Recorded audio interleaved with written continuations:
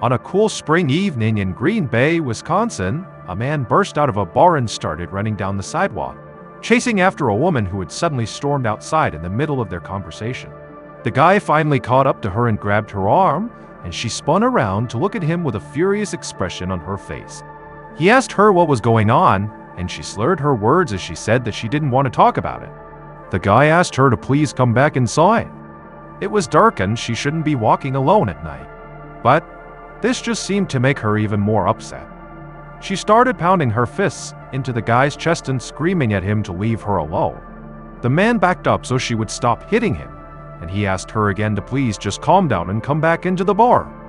But she still refused, and then she turned around and started speed walking away from him. The guy didn't know what else to do, so he just turned around himself and went back into the bar alone. But what he learned the next day would haunt him for years to come. He wished he had tried one more time to chase that woman down. But before we get into that story, if you're a fan of the strange, dark, and mysterious delivered in story format, then you've come to the right podcast, because that's all we do, and we upload twice a week, once on Monday and once on Thursday. So if that's of interest to you, on the coldest day of the year, be sure to walk up right behind the follow button and clap them on both ears. Okay, let's get into today's story. As 31-year-old Nikki Vanderhayden leaned in close to the bathroom mirror and swiped mascara onto her lashes, she could hear her infant son laughing from the other room. She leaned back and peeked out of the doorway into her bedroom where her boyfriend, 34-year-old Doug D. Try, was playing peekaboo with their 7-month-old baby. Nikki smiled and then plugged in her curling iron.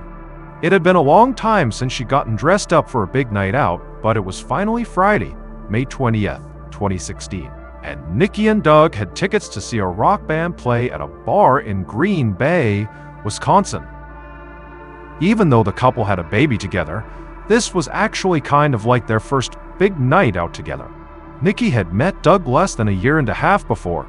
At the time, Nikki had just been divorced and she had 2 young children from her previous marriage. She wasn't looking for a serious relationship, but Doug was tall and handsome. He worked at his family's very successful home building company, and he even owned his own house. And so they had gone on a few casual first dates, and just 1 month after they met, Nikki was pregnant. The baby was a total surprise, but Doug had been excited to become a father. He'd invited Nikki and her children to move into his house, and he took care of all 3 of them during Nikki's pregnancy, and now they felt like a very cohesive and loving family of 5. But as much as Nikki loved her kids, she did really need a break sometimes. For the last 7 months, she felt like her life had really been consumed by caring for her children, working as a substitute teacher, and going to the gym to get back into shape. She and Doug barely got to spend any quality time together, and so she hoped this fun night out to this concert would help them connect. As Nikki wrapped a section of her long blonde hair around the curling iron, she heard the doorbell ring. Doug called to her from the bedroom and said he would go get it. A few moments later, Nikki's friend Dallas Kennedy rounded the corner into the bathroom. Dallas was tall and thin with long blonde hair and a lip ring. She'd offered to babysit that night so Nikki and Doug could go to this concert. Dallas asked Nikki where her other children were, and Nikki said that their dad, her ex-husband, had taken them for the weekend. So Dallas would only have to look after the baby. Dallas said that made her job much easier, so that was great. Then Dallas left the bathroom so Doug could show her where to find the diapers and baby bottles and anything else she might need. Nikki finished doing her hair and then walked to her closet. As she did, Doug shouted from the other room that their friend and designated driver for the night, Greg, would be there to pick them up in just a minute. So Nikki quickly chose an outfit, got dressed, grabbed her purse, and rushed out towards the front door. Dallas was standing near the door with the baby, and as Nikki passed them by, she thanked Dallas again for babysitting. She gave her baby boy a kiss on the top of his head, and then she and Doug headed outside. 2 hours later, at 10:00 p.m., Nikki sat at a table in a neon-lit sports bar called the Watering Hole, watching a man play a drum solo on stage. The room was loud and quite packed, but Nikki had still managed to find a table that was big enough to fit her, Doug, Greg, Doug, and a few more of Doug's friends that they had met up with. Everybody was enjoying just chatting loudly over the music, but For Nikki, after spending 7 months basically stuck at home with a newborn baby, all she really wanted to do now was just get up and go dance. Nikki jumped up and skipped over to Doug, who was in the middle of a conversation with Greg, and asked him to dance with her. At first, Doug seemed reluctant, but he got up, took Nikki's hands, and led her out to the dance floor. The music was fast with lots of percussion and electric guitar, and so Nikki and Doug jumped around until they were both out of breath. Then Nikki just stopped and stood still and looked up at Doug with a huge smile on her face. Their relationship had really been such a whirlwind that they'd never really been able to let loose like this before. I mean, they barely even dated before Nikki was pregnant. Doug smiled back at Nikki and said he'd get them both another drink, and so he walked towards the bar. Nikki stood there for a moment in the middle of the room looking around, and she noticed a couple of guys checking her out. And for Nikki, who had not felt super attractive since she'd had her third baby, this attention kind of felt good. But in reality, Nikki was not remotely interested in these random men. It was just the idea that they liked her, that she liked her, that she liked. When she turned and saw Doug coming back towards her with a beer in each hand, she felt so lucky to have found such a handsome, caring, awesome guy. After another hour of drinking and dancing, the lights in the bar got brighter and the band left the stage, and Nikki felt disappointed that her big night out was already over. But then one of Doug's friends named Angela Del FOS came up to her and asked if she wanted to go to a dive bar right down the street called the Sardine Can that had this big fake shark head hung on the wall behind the bar. Nikki laughed and said she definitely wanted to keep the party going. So she went over to Doug, who was sitting at the table across from Greg, and asked if he wanted to go to the Sardine Can bar.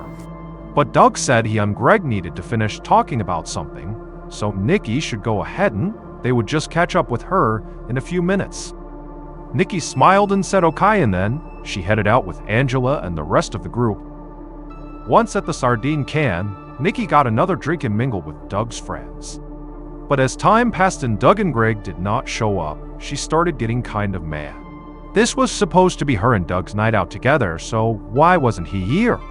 Why was he prioritizing Greg? After waiting now for at least half an hour for Doug, who still had not shown up, Nikki sat down on a bar stool and somewhat angrily called Doug, but Doug didn't pick up. She texted him and he didn't reply.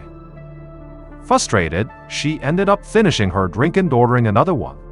Angela sensed something was wrong with Nikki, so she came over and asked if she was okay. Nikki tried to temper her emotions, but she'd had a lot to drink and felt like her boyfriend had kind of abandoned her. She told Angela that Doug wasn't answering his phone, and she said it in a way that conveyed her frustration. And so Angela just said, okay, I'll try calling him myself. And when Angela called, Doug answered. And this made Nikki so mad.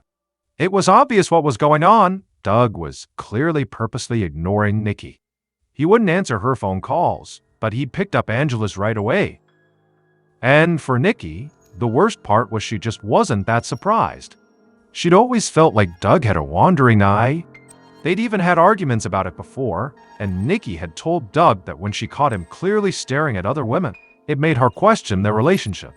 And so Nikki just could not ignore the little voice in her head that said Doug was only with her because she'd gotten pregnant and they had a baby together. And so, while Angela was still on the phone with Doug, Nikki sent Doug a very angry text message. Then she slammed the rest of her drink, stood up, and stormed out of the bar. She felt someone grab her arm and she spun around to see one of Doug's friends. He asked her what was going on and told her she should come back inside. But Nikki by this point was so drunk and so emotional and angry that she just started punching the guy's chest and telling him to leave her alone. The guy looked surprised, but he backed off and returned to the bar. Now alone on the sidewalk, Nikki considered going back to the watering hole where the concert had been and confronting Doug, but then she ultimately decided against it and instead she went in the opposite direction. A few minutes later, Nikki walked into a bar called Richard Crane EMS. The place was dark and loud with multiple TVs playing different sports games. Nikki texted Doug again as she went up to the bar, took a seat, and ordered another drink. She kept her eyes on her phone for several minutes after sending this text, only looking up to thank the bartender when he brought her her drink. Finally, when she did not get a response from Doug, She took a deep breath and just put her phone back in her purse. Nikki looked around and just like at the first bar, she noticed there were a few random guys sort of checking her out. For a second, Nikki thought about going up and flirting with someone just to kind of spite Doug. But then she saw the front door of this bar open and she made eye contact with the person who walked inside. At the same time, across town at Nikki and Doug's house, the babysitter, Dallas Kennedy, was starting to nod off on the couch when she heard the front door unlock. It was almost 3. Zara and she actually had not expected her friends to stay up this late, but she was going along with it. Doug stumbled into the house alone and obviously was very drunk. And Dallas immediately asked him, where's Nikki? And Doug just shrugged and mumbled that he didn't know. Dallas couldn't believe that Doug didn't make sure his girlfriend got home safe, so Dallas tried calling Nikki, but the call went straight to voicemail. Even though she felt really angry at Doug, she knew arguing with a drunk guy at 3 Zara in the morning was not going to get her anywhere. So she gathered up her stuff and she left. When Dallas climbed into her car to drive home, she couldn't help but feel like something was just not right here. But she told herself that, she has no idea what really happened here. Maybe Doug and Nikki got in a fight or something and, maybe Nikki's phone had died and she wound up crashing at a friend's house. Who knows? But Dallas was certain that by tomorrow, whenever Nikki got up, she would certainly be in touch. The next morning, a farmer who lived about 2 miles away from where Doug and Nikki's house went out to his shed to check on some alfalfa seeds. He put them in water to soak a few hours ago and now he wanted to see if they were ready to plant. But as he made his way towards the shed, the farmer saw his grandson and his grandson's friend sprinting towards him. And both boys looked absolutely terrified. They stopped in front of the shed breathing heavily, and the farmer's grandson told him there was a dead body in the field. The farmer was so taken aback, he actually thought the boys might be messing with him, but he trudged out to the field anyway. And from a distance, he saw what he thought was maybe a deer's auburn coat. However, as he got closer, he realized it was obviously not a deer. It was a woman whose blonde hair looked red because it was now caked with blood. The farmer stopped in his tracks. He told the boys to go back home and then he used his cell phone to call the sheriff's department. The county sheriff's office was less than a half-mile away from the farmer's land, so detectives Brian Slinger and Dricklop now got there in minutes. Slinger was a veteran detective with 18 years of experience, and Lopnow had handled his fair share of homicide cases. But as they both stood in the field over the body, they both felt a little shocked at the grisly scene. The victim was a woman who laid face down in the dirt, naked except for her socks. Her blonde hair was matted with blood, and the outline of a shoe was visible on her back, as if whoever had killed her had also stomped on her. And just the idea of that really made Detective Slinger's stomach churn. Slinger and Lopnow put on gloves and they turned the woman's body over her. Slinger saw bruises all over her body. He noticed her fingernails were ragged and bloody as well. To him, this was a telltale sign that this woman had fought against her attacker. Then Lopnow pointed to a dark purple mark circling the woman's neck. Both men agreed that it looked like she'd been strangled. Slinger could tell that this woman's final moments had been horrible, full of pain and horror. And even though it was too late to save her life, he promised himself that he would find who did this and bring them to justice. That afternoon at 4:30 p.m., a dispatcher at the county sheriff's office got a call from Doug D. Try, who explained that he'd gone bar hopping with his girlfriend Nikki the night before and she still had not come home. And so he said he wanted to report her missing. The dispatcher by this point already knew that a deceased woman had been found in the area that morning, but that information was not public yet. If the woman in the field was Doug's girlfriend, the dispatcher knew that he would likely be a person of interest in the investigation. So, the dispatcher had to be careful not to reveal any details to Doug. So the dispatcher simply told Doug that a sheriff's deputy would come by his house at some point today to take a statement in person. And sure enough, a few minutes later, the deputy arrived outside of Doug's home wearing a body camera. The deputy knocked on the door, and when Doug answered, it was very obvious to the deputy that Doug was hungover. He had dark circles under his eyes and he sort of cringed at the sunlight. Doug led the deputy into his kitchen where they both sat down. Doug then repeated his story about going bar hopping the night before with his girlfriend Nikki, and then he said at some point he'd lost track of Nikki, maybe just before midnight. And at that point, the deputy asked why, if Doug had not seen his girlfriend since, midnight the night before, why did he wait until now, 4:30 p.m. the next day, to report her missing? That seems so reckless. Doug sort of hung his head and told the deputy that Nikki had gotten really mad at him last night, and so he figured she just needed some space and would come home eventually. So he hadn't gotten worried until this afternoon when it seemed like, no one had heard from her and she still wasn't home.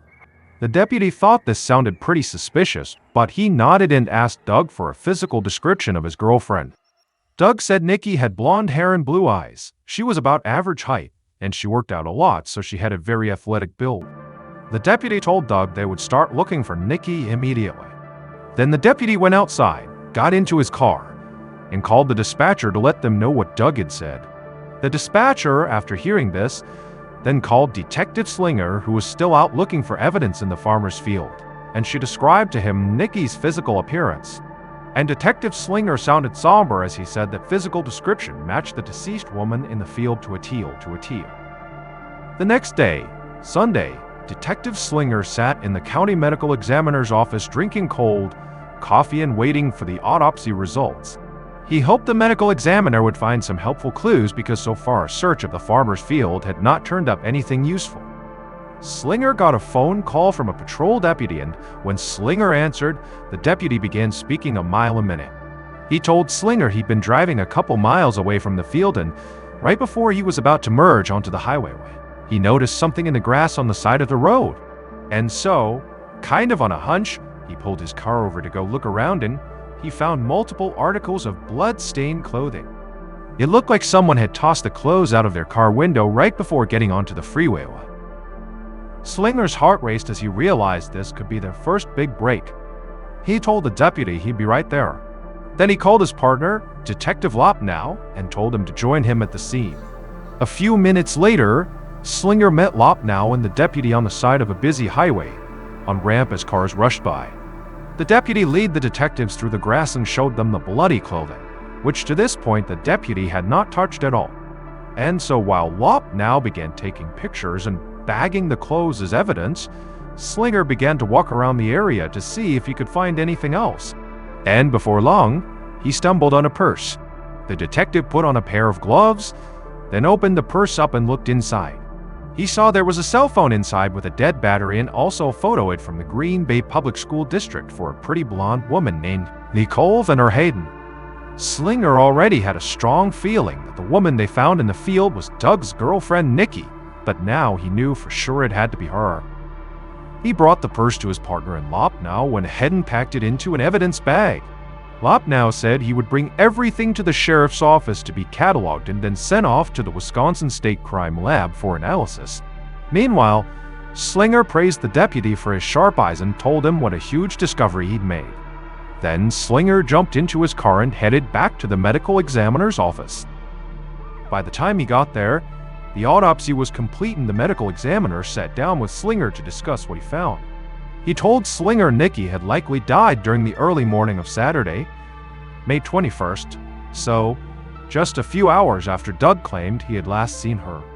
Nikki had suffered to potentially fatal injuries, blunt force trauma and ligature strangulation. In other words, whoever killed Nikki had severely beaten her and then used some kind of rope to strangle her. Either one could have killed her. Nikki had also been sexually assaulted, and defensive wounds on her hands showed that she'd fought against her attacker fiercely.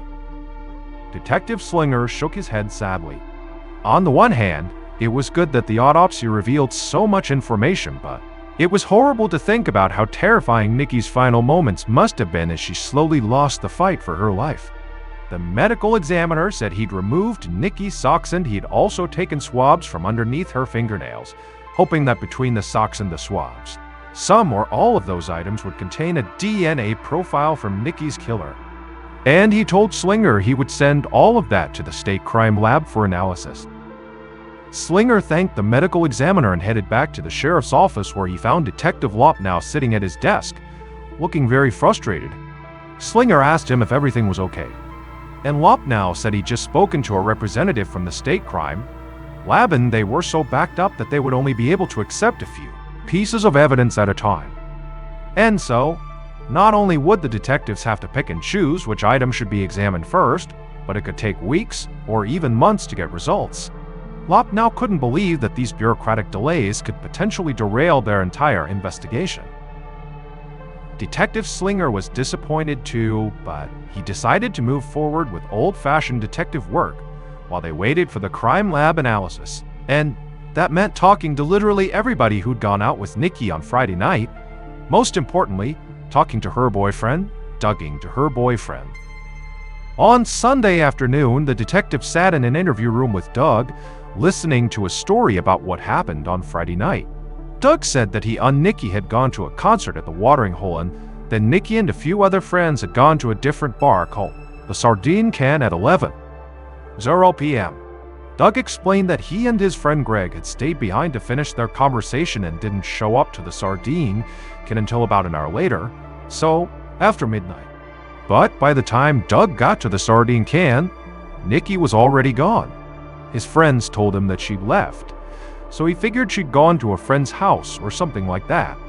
Doug said that he and his friend Greg had stayed at the Sardine Can until 2 a.m., and then Greg dropped him off at home. Doug went to bed at 3:00, woke up at 6:45 to feed his baby, and then slept again until 11:00 a.m.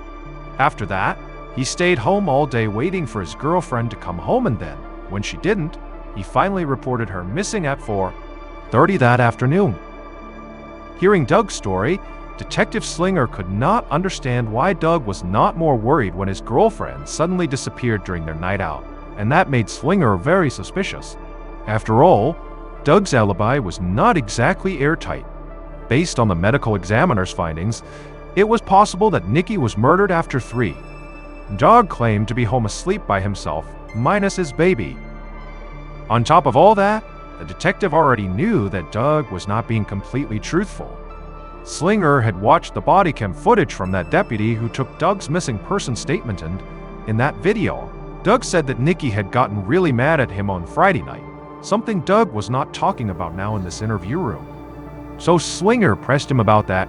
Doug admitted that Nikki had gotten really mad at him on Friday night because he had missed a few of her exen calls on that. He had picked up a call from one of Nikki's friends, and Nikki was aware of that. And so, Nikki obviously thought that Doug was ignoring her. But Doug said he really wasn't. It was just a misunderstanding. Detective Slinger was curious about these calls and text messages from Nikki, and so he asked Doug if he'd be willing to let investigators look at his cell phone data. And Doug said, sure, and handed over his phone. Slinger left Doug alone in the interview room while he went to his office to review the messages. Starting after 11:00 p.m. on that Friday night, Nikki sent a string of very angry text messages accusing Doug of lying and cheating on her. She called him an abuser and said, quote, "You hurt me all the time," end quote. Reading this, the detective realized there must be a lot more going on in Doug and Nikki's relationship than met the eye. Slinger scrolled through a few more of Doug's text messages, and he saw that Doug had been messaging his mother about wanting to sell his house and end his relationship with Nikki. Doug told his mom he just was not cut out to be a family man. Sitting there in his office staring at Doug's phone, the detective couldn't help but wonder, was Nikki just drunk and upset? Or was there truth to her accusations about Doug abusing her? And if Doug felt trapped in this relationship, how far would he go to get out?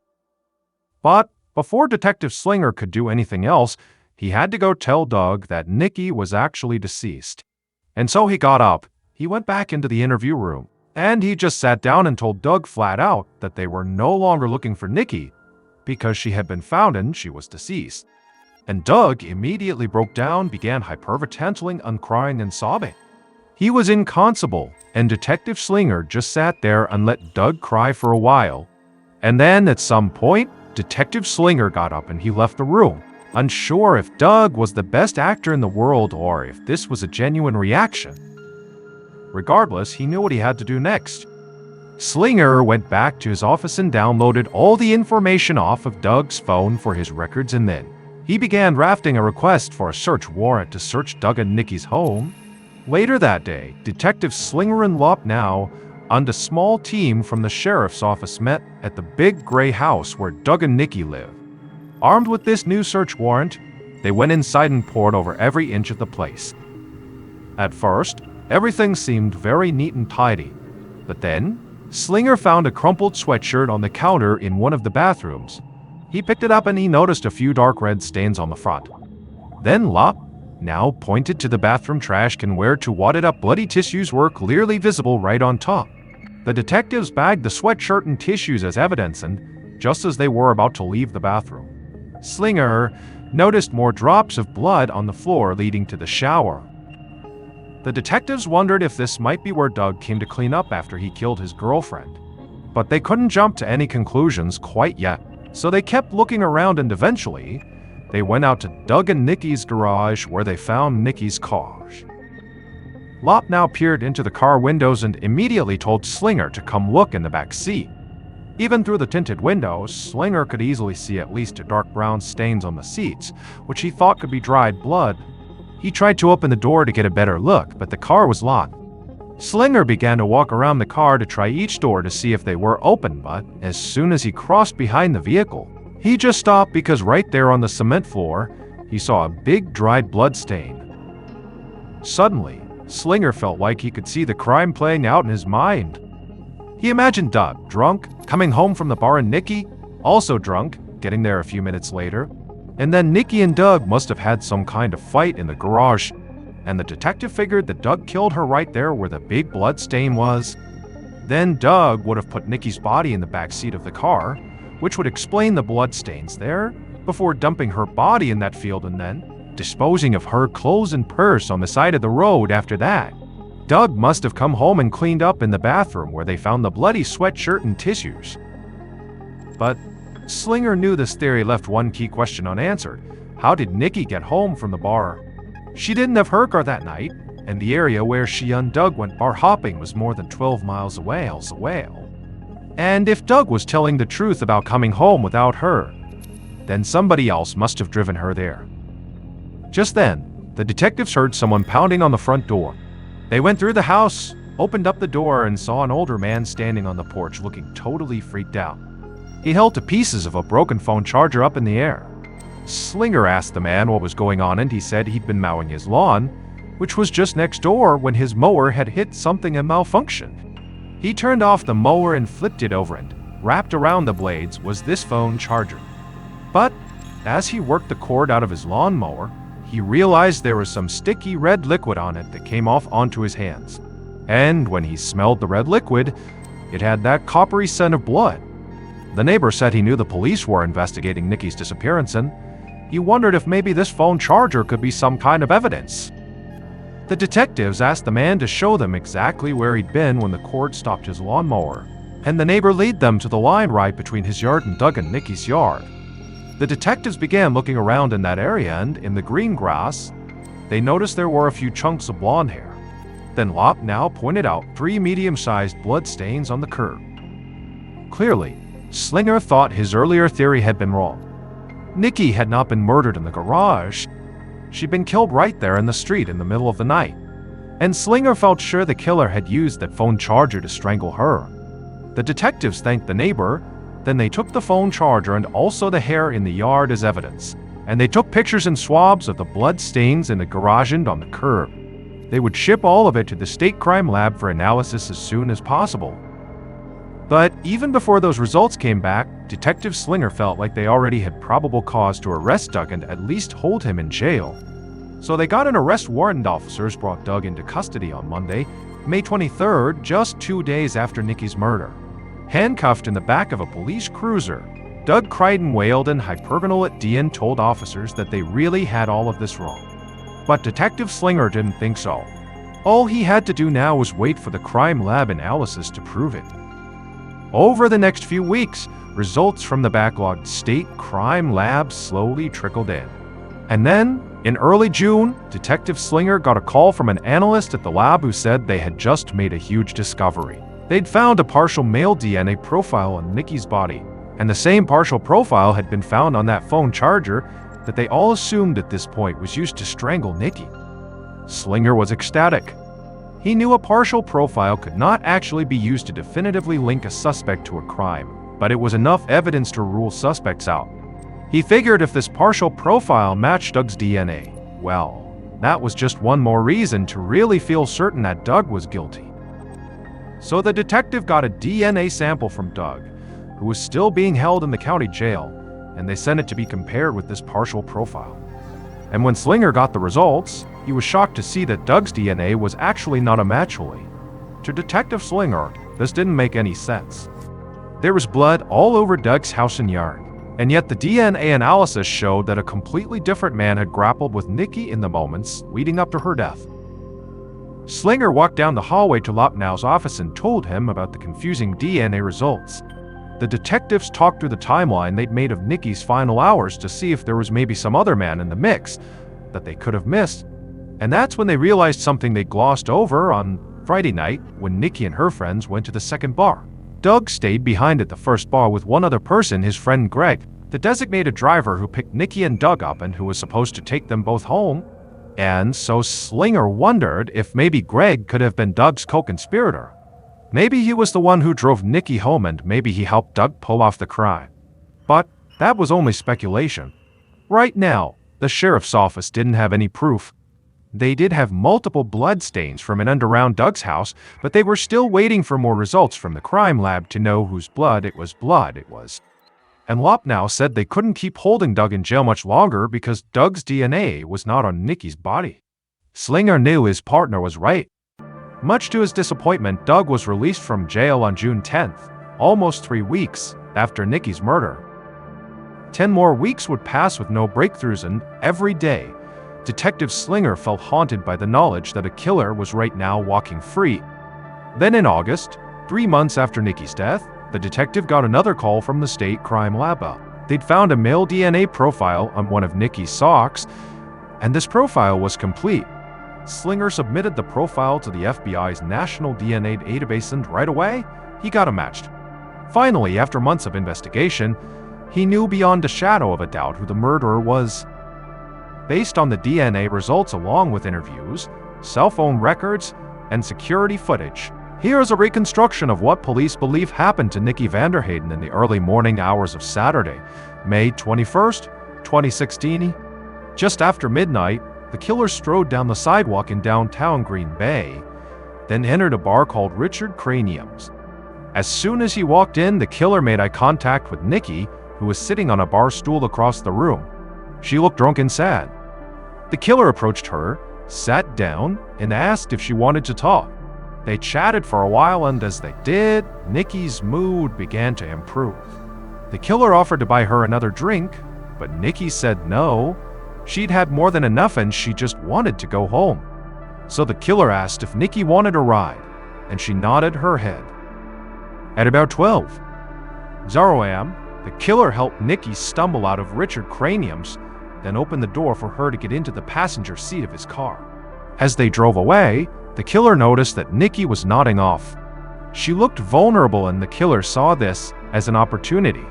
Instead of taking Nikki home, the killer drove her to his house. When the car rolled to a stop, Nikki stirred, looked around, and asked what was going on. The killer put a hand on her leg and asked if she wanted to come inside, and she immediately recoiled and said, "No way." She said she didn't even understand why he would ask that because he knew she had a boyfriend. The killer pulled his hand back and said, "Okay, that was fine," but inside, he felt shocked and embarrassed by this rejection. And so, as he turned around and began driving towards Nikki's house, inside, he was burning up and getting more and more upset. And by the time he got to her house, he decided he was not going to take her no for an answer. He parked outside of Nikki's house and promptly locked all the car doors. Then he reached across the middle console and literally began pulling off Nikki's clothes. She tried to push him away, but he was a lot bigger than she was. After her clothes were taken off, the killer sexually assaulted Nikki. After the assault was over, Nikki managed to get the door unlocked and jump out of the car. The killer realized that if she got away, she would tell people what had just happened, so the killer jumped out of the driver's seat and grabbed Nikki, and they fought viciously right on the street beside the curb. The killer punched Nikki and tore out chunks of her hair, and Nikki clawed at her killer so hard that her fingernails broke off. Eventually, the killer pushed Nikki down in the street and stomped on her back. As Nikki struggled to get back up, now gravely wounded, the killer ran to his car and grabbed a phone charger. Then he ran back to Nikki, wrapped the cord around Nikki's neck, and strangled her to death. The killer stood upright, breathing heavily. The weight of what he'd just done came crashing down on him, and he looked around, terrified that somebody in the neighborhood had been watching. But the street was dark and quiet, so the killer lifted Nikki's lifeless body into the back seat of his car and he drove off. As he made his way out of Nikki's neighborhood, the killer noticed a big plot of empty farmland right off of the main road. Without thinking, he pulled over, took Nikki's body out of the back seat, and carried her far enough into the field that nobody would see her from the street. Then, after dumping her in the field, the killer ran back to his car. But just as he was about to get on the highway, he realized he'd forgotten something. Nikki's clothes and purse were still in the cars. So as he was driving, he rolled down the passenger side window and threw the items towards the side of the road before merging onto the freeway. After that, the killer rolled the window back up and tried to steady his breathing. He told himself everything would be okay. Nobody would find out what he did. He repeated this to himself over and over until he believed it, and then he just continued on with his life as if nothing had happened. But 3 months later, in August of 2016, the state crime lab finally found the killer's DNA on one of Nikki's socks. Detective Slinger entered the profile into the FBI's national database and he found a very surprising match. The DNA did not belong to Doug or Doug's friend Greg. In fact, the DNA didn't belong to anybody that Slinger had even heard of. The profile matched a man named George Birch. Police would eventually learn that George was 38 years old, he was 6'7" all, and he had moved to Green Bay from Virginia just 2 months before Nikki's murder. Through national law enforcement records, Detective Slinger discovered that George had a long criminal history, including charges for burglary, possession of a concealed weapon by a felon, drunk driving, and grand larceny. He'd also been investigated by the Green Bay Police Department for potential involvement in a hit-and-run accident in June of 2016. As part of their investigation, the Green Bay Police accessed all of George's cell-phone records, including text messages and internet browsing history. Slinger discovered that, in the days after Nikki's murder, George Googled her case 64 times. On top of that, GPS data from George's phone gave detectives a map of his movements on the night Nikki was killed. George entered Richard Cranium's bar just after midnight. He left at about 12. Jarwam, and then drove to his house, then Nikki's house, then the field where Nikki's body was found, and finally to the road where her clothes and purse were discovered. The state crime lab eventually found George's DNA all over Nikki's body, on her clothes, and on the phone charger that George used to strangle her. The evidence against Nikki's boyfriend Doug did seem strong, especially all that blood, but the lab analysis showed that it was misleading. It turned out the bloody sweatshirt and tissues in Doug and Nikki's bathroom belonged to Nikki's sister, who'd had a nosebleed. The stains in Nikki's car were blood, but the lab determined it came from one of her older kids. And the big dried puddle in the garage, well, it wasn't even human blood. It was actually turkey blood because Doug had gone hunting and killed a turkey. And so, of course, this turn in the case was not what the detectives had expected. But the evidence against George was overwhelming, and so George was arrested and Doug was fully exonerated. George Birch was found guilty of first-degree murder and sentenced to life in prison without the possibility of parole. George attempted to appeal his conviction in 2021, but it was denied. After Nikki's murder, Doug would raise the baby boy that he had had with Nikki, and Nikki's ex-husband cared for their older children. The Green Bay community also held a fundraiser to collect money for all 3 kids who now must grow up without their mother. On a February night in 2013, inside of a secluded suburban neighborhood, a man sat down to eat at his dining room table when suddenly he heard these strange popping sounds coming from somewhere outside. The man dropped his fork on the plate and ran to the window to see what was going on out there, but there was nothing out there. It was totally silent and quiet. Still, the man couldn't shake the feeling that something bad might have just happened, Maybe that was gunfire. So, He called the police and he explained what he heard, and the police sent an officer to investigate. But the officer patrolled the neighborhood and couldn't find anything out of the ordinary. And so that police officer went back to the station and that man went back to his dinner, neither of them realizing that something terrible had happened. Those noises the man heard were the sound of somebody being killed. But before we get into that story, if you're a fan of the strange, dark, and mysterious delivered in story format, then you come to the right podcast, because that's all we do and we upload twice a week, once on Monday and once on Thursday. So if that's of interest to you, please go into the follow button's phone and delete all of their unread messages. Okay, let's get into today's story. On the evening of February 20th, 2013, 49-year-old coach Jimmy McClain blew his whistle and brought basketball practice to an end inside of a high school gym in Memphis, Tennessee. His young players rushed to the sidelines and gathered up around Jimmy, and even amongst a group of basketball players, Jimmy looked big. He was 6'4", but his long arms and legs made him seem even taller. And even though he was almost 50 years old, he still completely looked like he could get out on that court and play. Jimmy told the kids they had a great practice, and he told them what he wanted them to focus on over the next few days. Jimmy and the other coaches had led the team to a great season, but they all had their eyes on a state championship. And Jimmy knew how much hard work and focus it would take to get there.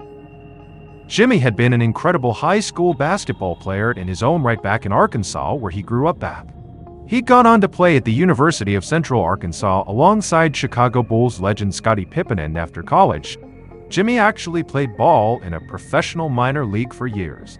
And so now, the young men on his team looked up to Jimmy because of his illustrious basketball career. But also they admired him because he was one of their teachers and mentors, and they knew he cared about them as people first and as players second. Jimmy just wanted them to do their best and take care of each other, win or lose. Jimmy told the team to go hit the showers and then go home and hit the books. He had a quick talk with the other coaches and then headed out to his car in the school parking lot. The doctor home took Jimmy about 30 minutes away to Cordova, a suburb that was made up of secluded neighborhoods filled with huge homes that had perfectly manicured lawns. Jimmy had lived here in Cordova for about 15 years, but there were still times it felt like a different world from the small Arkansas town he'd grown up in. But as he got older, Jimmy had really come to embrace Cordova as his home, and he knew living there had allowed him to pursue his passions. Jimmy loved basketball, but sports was not all that he cared about. He was also a very talented writer, and he was also a devout Christian who felt a calling to serve God and his community. And so, during his time in Cordova, Jimmy had written his first book and become a pastor at a local church, to dreams he'd had since he was a kid. A little after 8:30 p.m., Jimmy pulled onto a street which looked like most of the other streets in town. He drove past the driveway of his large four-bedroom house, parked by the curb, and then hit the button on his garage door opener. Jimmy took a deep breath and watched as the garage door opened. In public places like church or school, Jimmy was outgoing, energetic, and confident. But there was a different side to Jimmy, a side that only the people closest to him ever saw. In private, Jimmy often got really anxious, and some people even said obsessive about the littlest of things. Once the garage door was all the way open, Jimmy swung his car around and backed down the driveway all the way into the garage, with his car facing out onto the street. Then, once he was parked inside, he pushed the garage door button again and he sat in his car watching the garage door close. This order of how he would go about parking his car was something he did every single time he came home, and he never changed the routine. He would always sit there in the car watching the door until it came all the way closed. Once the door was closed, Jimmy grabbed his leather bag out of the passenger seat, got out of his car, unlocked the door that led from the garage into the house, and he walked inside. Once he was inside, he locked the door he had just come through and went right to the front room of the house. There, he carefully laid his bag down on a leather couch and then very carefully placed his keys on top of the bag, just like he did every single night when he got home from practice.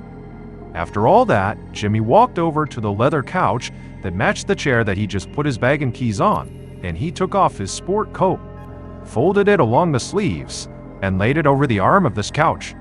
And then, once that ritual was complete, he went towards the front door, leaned down, and then slid a small rug that was in the entryway up against the bottom of the door. He would say he did this to keep the draft out. Jimmy never missed any of these steps when he got home, and he would go through them again in reverse order when leaving for work in the morning. People who loved Jimmy usually just got used to his particular habits, but they also knew Jimmy had a lot of trouble adjusting to how other people did things, and also, Jimmy really did not like to be confronted about his routines. Jimmy's phone buzzed inside of his pocket and he smiled. Right on time, he thought. He grabbed his phone and he read a text message from his girlfriend, Carlotta Smith. Her message said, "How was practice?" And Jimmy replied, "Great!" Exclamation point. Carlotta lived almost 3 hours away in Nashville, Tennessee, so Jimmy only saw her maybe a few times a month. But they made sure to text or call each other every morning and every night. And Carlotta always seemed to know exactly when Jimmy got home from school. Now, the long-distance aspect of their relationship could get frustrating, but Jimmy couldn't remember the last time he was this happy. Jimmy was technically still married, but he and his wife had separated for years earlier and they had finally started divorce proceedings. But Jimmy had been slow to get into another serious relationship. Part of him still felt loyal to his soon-to-be ex-wife and her 2 kids, who he was a stepfather to. But when Jimmy had met Carlotta 6 months earlier, he knew almost right away that he was falling in love all over again.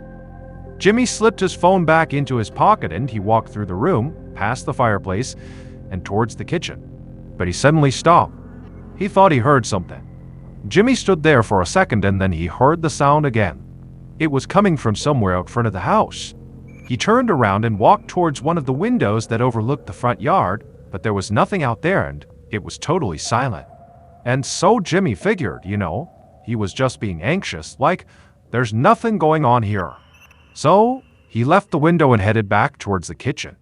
But then he heard another sound right behind him and this time, he knew something was right outside his front door.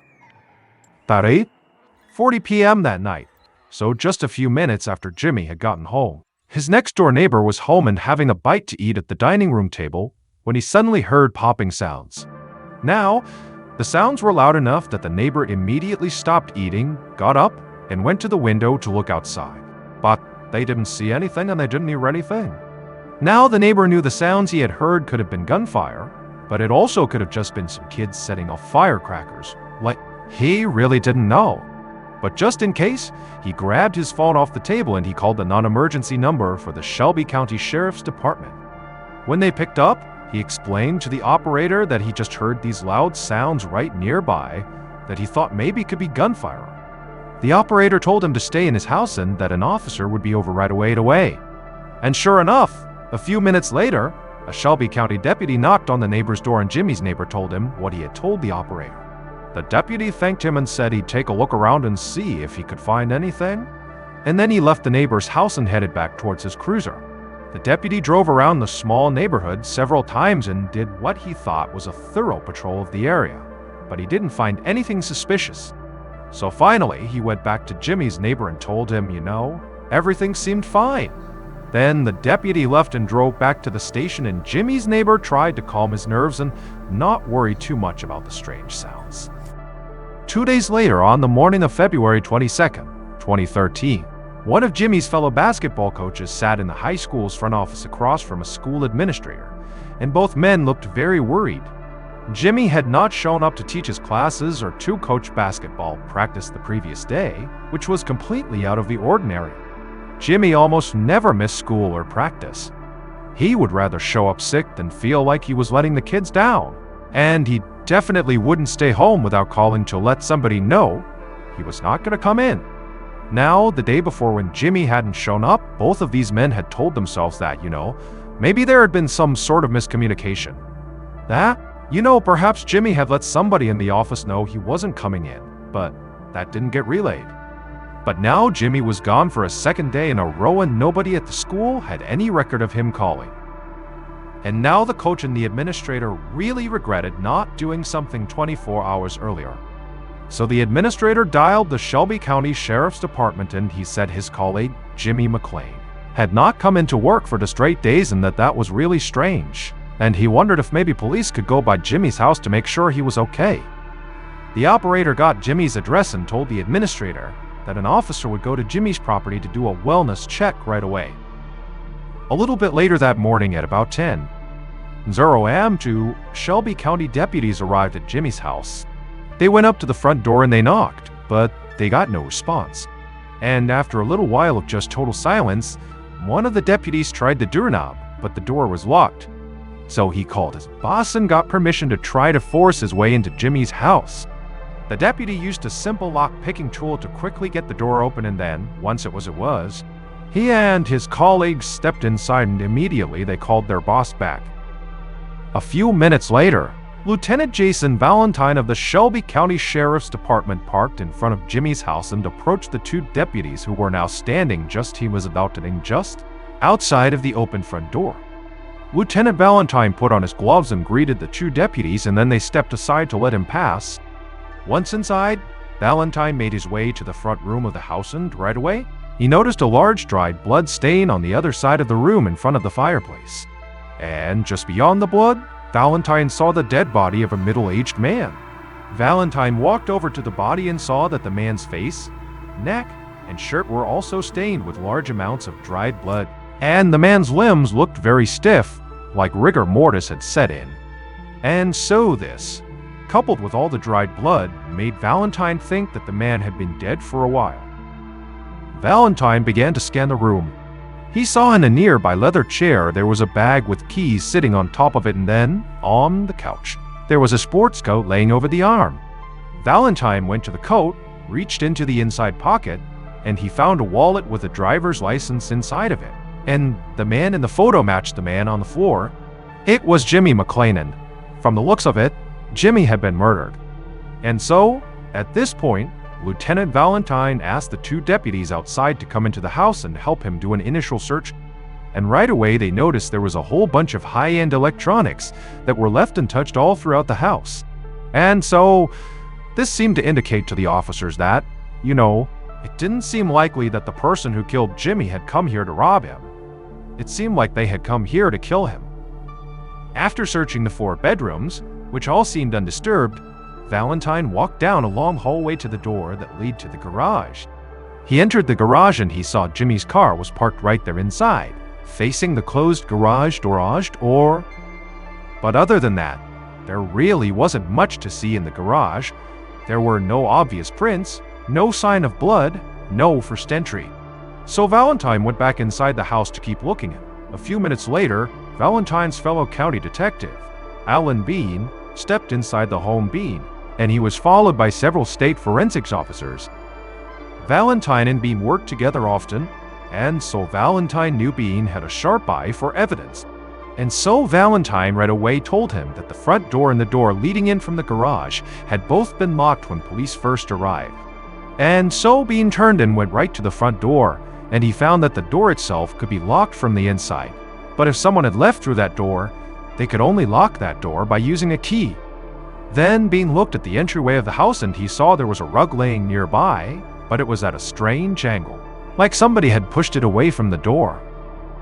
Then something between the rug and the door caught his eye. He crouched down and he signaled for Lieutenant Valentine to come look too.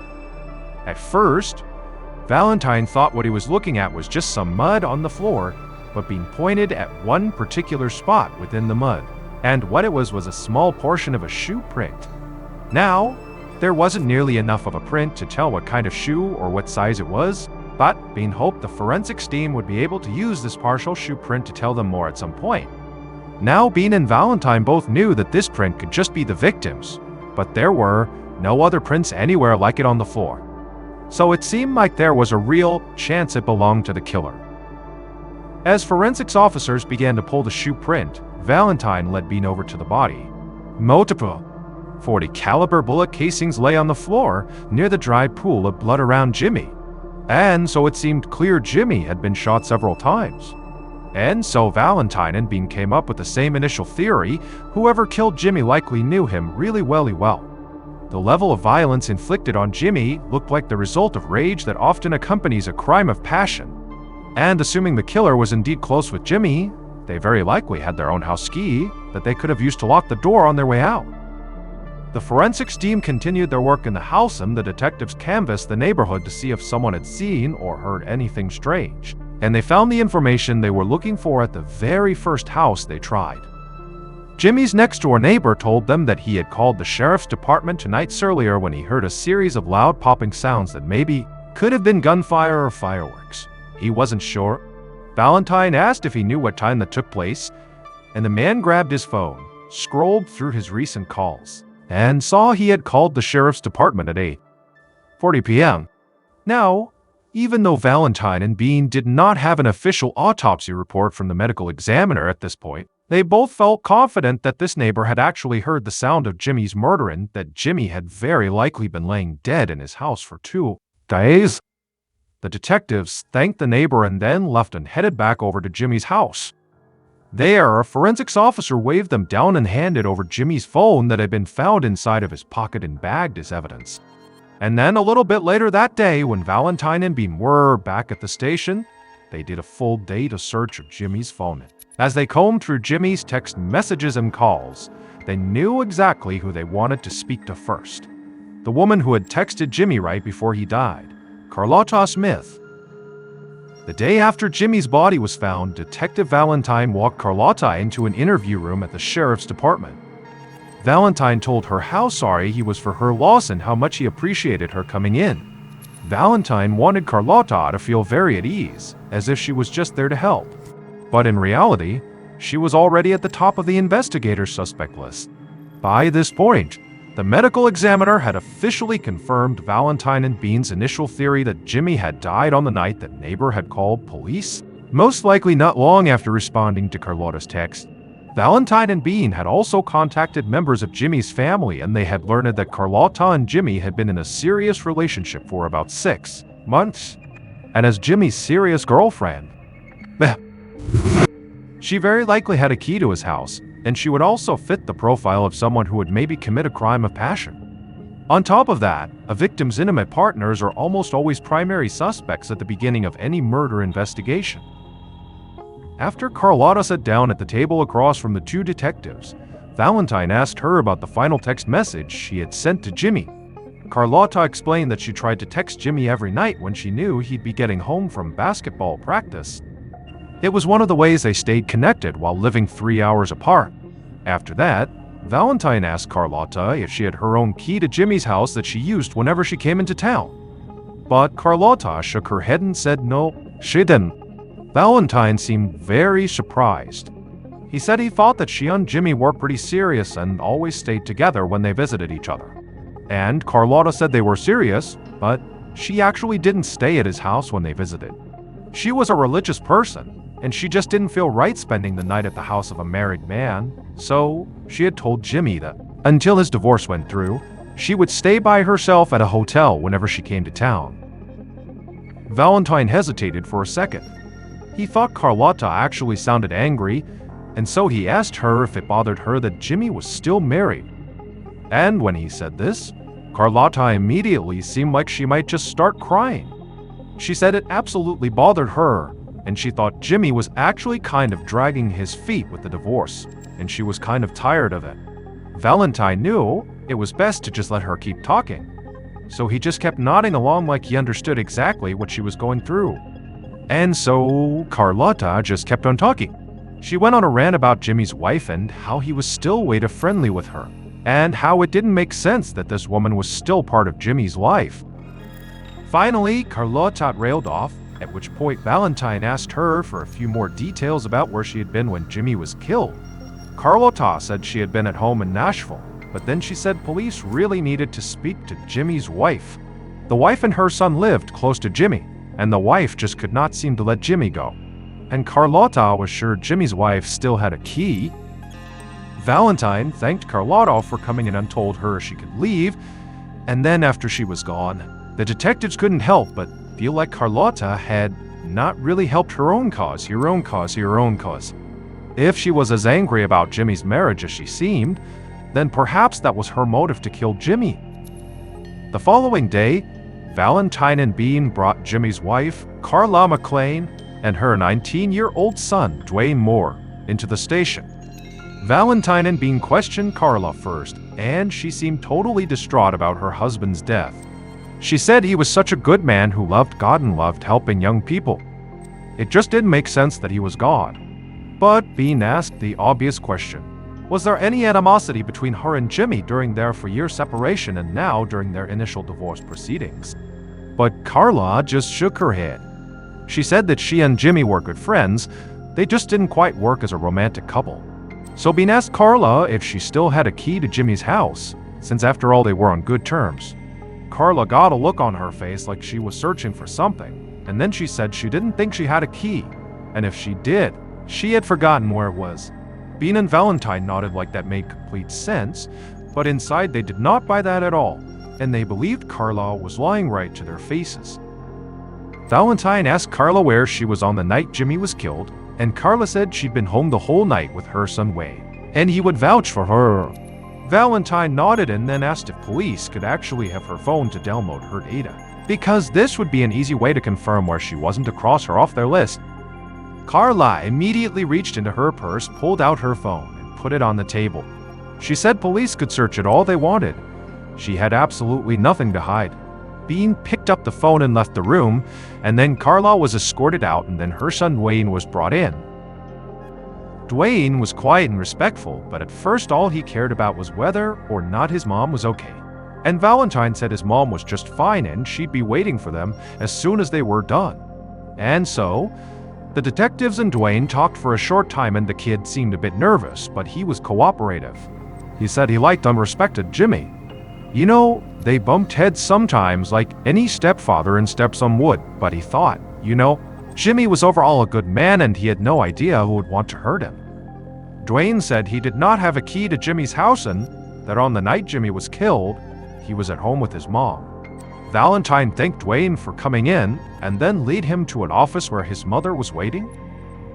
A little bit later, Bean informed Valentine that all the data on Carla's phone had been gathered up, and so the detectives gave Carla her phone back and told her and Dwayne they were free to go. It would take a while for Bean and other investigators to go through all of Carla's text messages and phone calls, and so, while he waited, Valentine got back in touch with a few of Jimmy's family members, and they all said the same thing about Jimmy's wife, Carla. Her relationship with Jimmy was not nearly as good as she wanted people to believe. In fact, she and Jimmy had been fighting recently because Carla wanted him to sell his house and give her half of the profit as part of their divorce.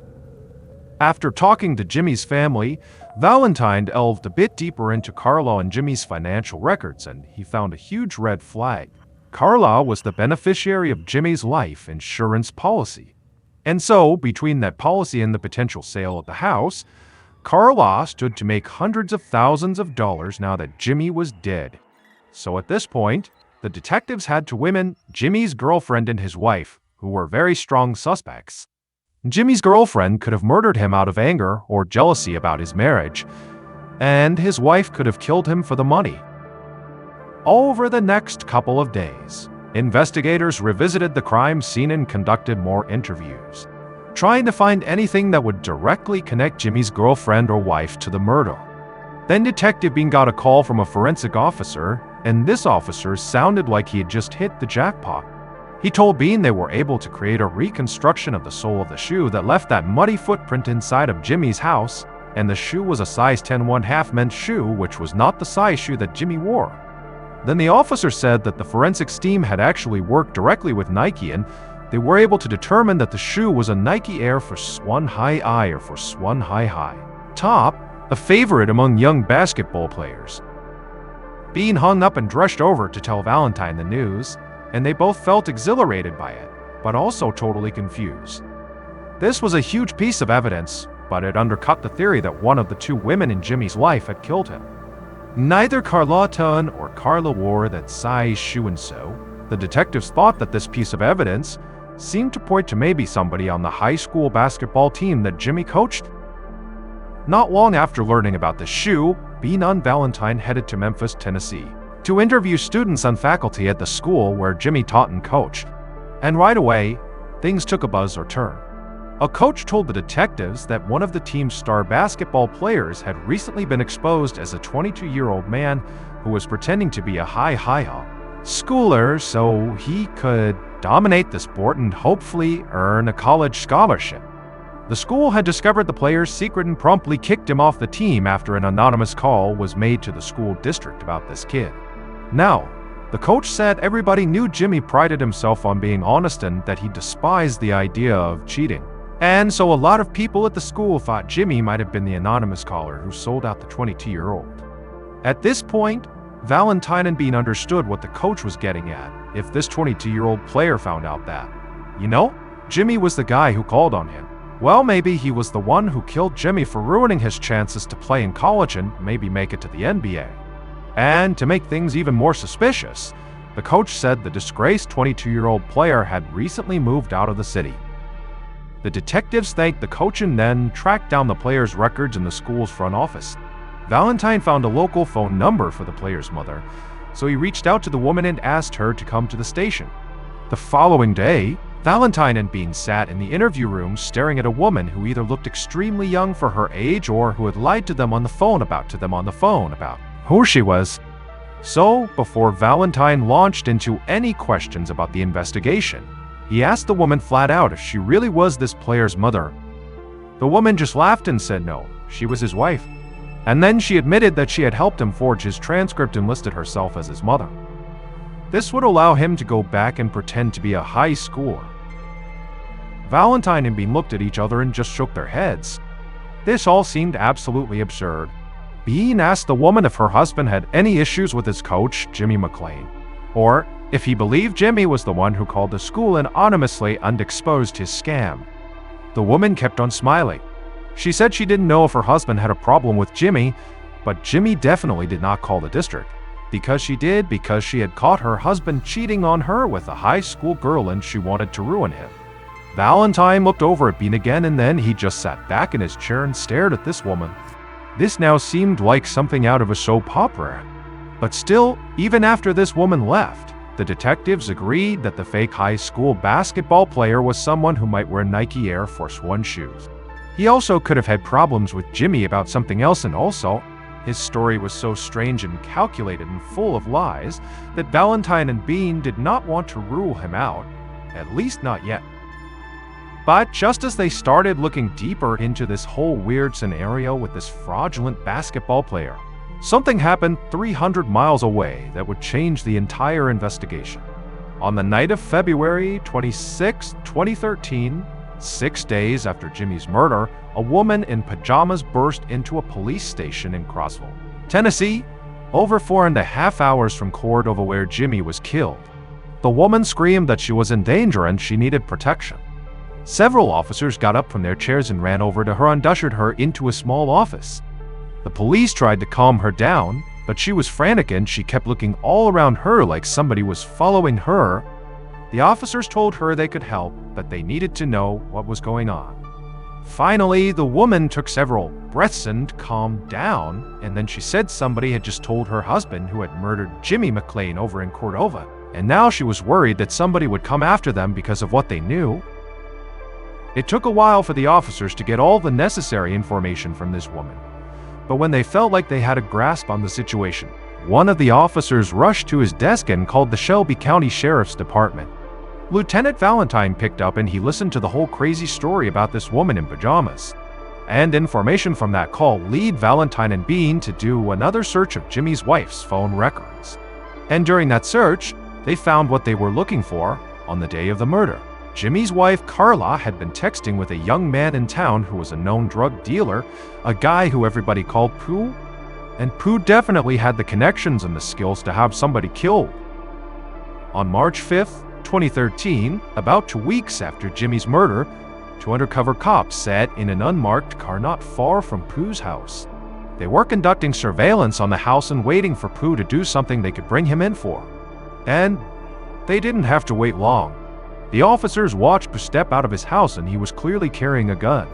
And so the officers got out of their car and called out to Pooh, saying they needed to speak to him.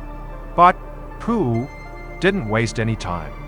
He ditched his gun into the yard and then took off running towards the back of his house. The two cops followed on foot, but Pooh sprinted through the alley. He ran between a couple of houses and then he turned onto a residential street. Pooh looked over his shoulder and the cops were nowhere to be seen, so he slowed down a bit and kept heading towards the end of the road. Suddenly, tires screeched on the road and Pooh saw a SWAT vehicle come to a stop right in front of him. Pooh turned and tried to run again, but two members of the SWAT team leapt out of the vehicle and they were fast. They caught up to Pooh and tackled him to the ground. And Pooh relented and did not put up a fight. The SWAT team would search him and they would find baggies full of pills and also marijuana.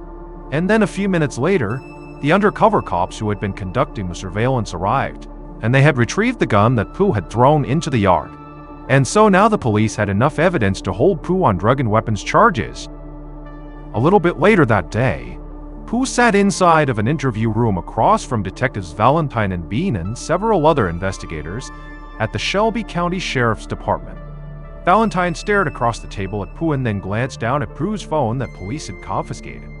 Valentine held up the phone, leaned across the table, and showed Pooh a photo. Pooh looked at the photo and then lowered his eyes. The picture was of a handgun and piles of cash sitting on a blanket. Then Valentine pointed out several text messages that Pooh had sent and received from Jimmy's wife, Carla, leading up to the time of Jimmy's murder. Valentine said it did not take a huge leap to think maybe Pooh had been hired to kill Jimmy. Pooh was silent for a minute, then he raised his head and looked at Valentine and the other investigators, and he said he would tell them everything. Based on information provided by Pooh, cell phone data, evidence at the scene, and interviews conducted throughout the investigation. The following is a reconstruction of what police believe happened to Jimmy McClain on the night of February 20th, 2013. On that night, the killer slouched down in the driver's seat of their car that was parked just a few houses away from Jimmy's. In their hand, they clutched a Smith & Wesson Sigma, .40 caliber pistol. A little after 8:30 p.m., the killer saw Jimmy's car pull up in front of his house and then reverse into his garage. The killer watched the garage door close all the way, hiding Jimmy inside the house. And at that point, the killer got out of their car. They crouched low to the ground and ran across Jimmy's front yard, not noticing they had just gotten mud on the underside of one of their shoes. A moment later, the killer reached into their pocket and pulled out a single key on a key ring. They took a breath, clutched the gun tighter in their hand, and then crept out of the bushes. Staying low, they approached Jimmy's front door and quietly slipped the key into the lock. The killer raised the gun, unlocked the door, and threw it open. And as they did, the door slid a small rug out of the way, and the killer stepped right inside and then slammed the door behind them. And Jimmy was standing right there in the room. And when Jimmy turned around and saw a person in his house with a gun, he just started running, trying to get away. But the killer was ready, and they began shooting at Jimmy. Jimmy screamed out and fell to the floor right in front of the fireplace, and blood began pouring out of his shoulder and back. And the killer didn't even move. They stood right there firing over and over again, aiming at Jimmy's neck and head until the gun was empty. And after it was empty, the killer just stood there for a minute, staring at Jimmy's now lifeless body. Then they turned, calmly walked out of the front door, closed it, and locked it using that key. Then the killer crouched down, ran back across the lawn to their car, hopped inside, and sped all the way across town to their house. And once they were inside, they went right to their bedroom, hoping their mother had no idea they had even left. It would turn out the drug dealer Pooh provided Jimmy's killer with a murder weapon, but Pooh himself did not kill Jimmy. Jimmy's killer was his own 19-year-old stepson, Dwayne Moore, Carla's son. It would turn out Dwayne and Jimmy's relationship was far more volatile than Wayne led onto police. Jimmy's adherence to his kind of obsessive routines and his belief that things should be done a very particular way had made it difficult for him to get along with his stepson, who he thought was kind of aimless and had no structure in his life. And so, in an effort to combat this, Jimmy became a very strict stepfather to Dwayne, imposing all kinds of rules on the young man. And eventually Jimmy kicked Dwayne out of the house when he caught Dwayne smoking weed. Dwayne had been on the investigators' radar from the beginning as Jimmy's stepson. Dwayne made a logical suspect. But it was not until the woman in pajamas rushed into that police station with a wild story to tell that things began to fall into place. It turned out the woman in pajamas' husband was Dwayne's favorite uncle, and Dwayne had apparently spilled a whole bunch of information about Jimmy's murder to him, including Pooh's involvement. And so when Pooh was brought into custody, he admitted that he had gotten Wayne a gun, but he said it was not the gun he'd photographed with the stacks of cash, and he said he had not killed Jimmy. Then Pooh told police that Dwayne often used his mother's cell phone, and so all those text messages they found to one from Pooh were actually with Dwayne, not Carla. Carla really had no idea what was going on. After Pooh spoke to investigators, they searched Dwayne and Carla's house and they discovered that Dwayne had several pairs of basketball shoes that were size 10½ kit ball. He was definitely the one who had left that footprint at Jimmy's house. And soon after that, Dwayne would confess to the murder. But he said he didn't kill Jimmy just out of spite for how strict Jimmy had been. Instead, he said he had committed the murder because he believed Jimmy was mistreating his mother and trying to rip her off by not selling the house. Dwayne was found guilty of second-degree murder and sentenced to 22 years in prison without parole. He will be 43 years old when he is finally released. The University of Central Arkansas, Jimmy's alma mater, went on to create the Jimmy McClain Scholarship Fund to celebrate Jimmy's life in sports and to honor his dedication to mentoring student athletes.